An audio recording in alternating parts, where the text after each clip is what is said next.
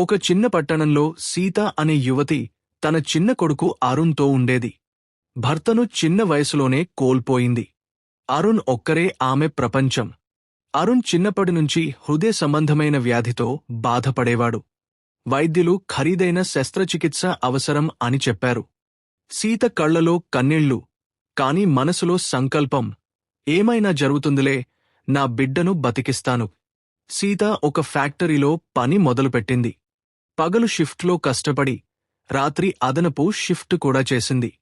ఆమె చేతులు గాయాలతో నిండిపోయాయి. కాని ముఖంలో ఒకే ఒక్క ఆశే, అరుణ్ ఆరోగ్యంగా మారడం. చాలాసార్లు తన బిడ్డకు అన్నం పెట్టి తాను ఆకలితో పడుకున్నది. రాత్రిళ్ళు బిడ్డ దగ్గర కూర్చుని కన్నీళ్లతో నిద్రపోయేది. డాక్టరు చెప్పాడు, మరో 6 నెలల్లో ఆపరేషన్ చేస్తే బాగుంటుంది. డబ్బు సిద్ధం చేసుకోండి. ఆమె గుండె వేగంగా కొట్టుకుంది. డబ్బు ఎక్కడినుంచి వస్తుంది? ఆ రాత్రి ఎవరో ఆమె తలుపు తట్టారు. తలుపు వద్ద ఒక అజ్ఞాత లేఖ దొరికింది. అందులో ఇలా ఉంది: దేవుడు నీకు శక్తి ఇస్తాడు, నువ్వు వదులుకోకు. ఆమెకు ఆశ కలిగింది. కాని ఎవరు పెట్టారో తెలియదు.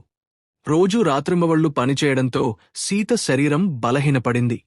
కాని బిడ్డ తనవైపు చూసిన ప్రతిసారీ కొత్త శక్తి వచ్చేది. గ్రామంలో కొందరు వ్యంగ్యంగా, ఇంత కష్టపడి ఏమవుతుంది? నీ బిడ్డకు జీవితం ఉండదు అని అనేవారు. సీత కళ్లలో మంటలు, నా బిడ్డ బతికేలా చేస్తాను. ఫ్యాక్టరీలో ఓవర్టైం చేసి కొంత డబ్బు కూడగట్టింది. అరుణ్ కోసం ఒక చిన్న మందు కొనుగోలు చేసింది. డాక్టరు పరీక్షించి, అరుణ్ కాస్త బాగానే ఉన్నాడు, కాని ఇంకా ఆపరేషన్ తప్పదు అన్నాడు. సీత గుండె ఆగిపోయినట్టయింది. అదే రాత్రి సీత అకస్మాత్తుగా బలహీనపడి నేలపై పడిపోయింది. అదృష్టవశాత్తు ఫ్యాక్టరీలోని ఓ సహోద్యోగి ఆమెను కాపాడాడు. ఆమెకు కూడా పోషకాహార లోపం ఉందని తెలిసింది. తన ఆరోగ్యం కన్నా బిడ్డ ఆరోగ్యమే ముఖ్యం అనుకుని చికిత్స తీసుకోకుండా పని కొనసాగించింది. ఆమె రాత్రిళ్ళు గుహాల వద్ద బట్టలు కడగడం, శుభ్రం చేయడం మొదలుపెట్టింది. పగలు ఫ్యాక్టరీ, రాత్రి బట్టల పని. ఒకరోజు అరుణ్ తన తల్లిని చూసి, అమ్మా, నీకు నిద్ర రావట్లేదా? నువ్వు బలహీనంగా ఉన్నావు అని అన్నాడు. ఆమె గుండె పగిలింది. ఆమె దగ్గర ఉన్న డబ్బు దాదాపు సిద్ధమైంది. కాని అప్పుడే బిడ్డ ఒక్కసారిగా కుప్పకూలిపోయాడు. హాస్పిటల్లో డాక్టరు చెప్పారు, ఈ వారం లోపల ఆపరేషన్ చేయకపోతే ప్రమాదముంది. సీత ఆలయంలో రాత్రంతా ప్రార్థించింది, నా జీవితం తీసుకో, కాని నా బిడ్డను రక్షించు.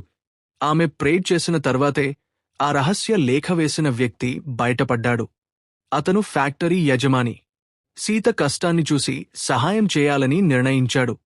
యజమాని సహాయం, సీత సొమ్ముతో అరుణ్కు ఆపరేషన్ జరిగింది. గంటల తరబడి టెన్షన్ తర్వాత డాక్టరు బయటకు వచ్చి చిరునవ్వు నవ్వాడు. ఆపరేషన్ విజయవంతం అయింది. అరుణ్ మెల్లగా కోలుకున్నాడు.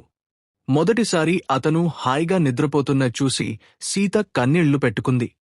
కొన్ని నెలల తర్వాత సీత, అరుణ్ ఇద్దరూ ఆరోగ్యంగా జీవించారు. తల్లి బలహీనంగా ఉన్నా ముఖంలో ఆనందం మెరుస్తోంది. ఆమె గుండెలోతుల్లో ఒకే ఒక్క సత్యం, ఒక తల్లి త్యాగం ఏ శక్తికన్నా గొప్పది. తల్లి ప్రేమే నిజమైన అద్భుతం.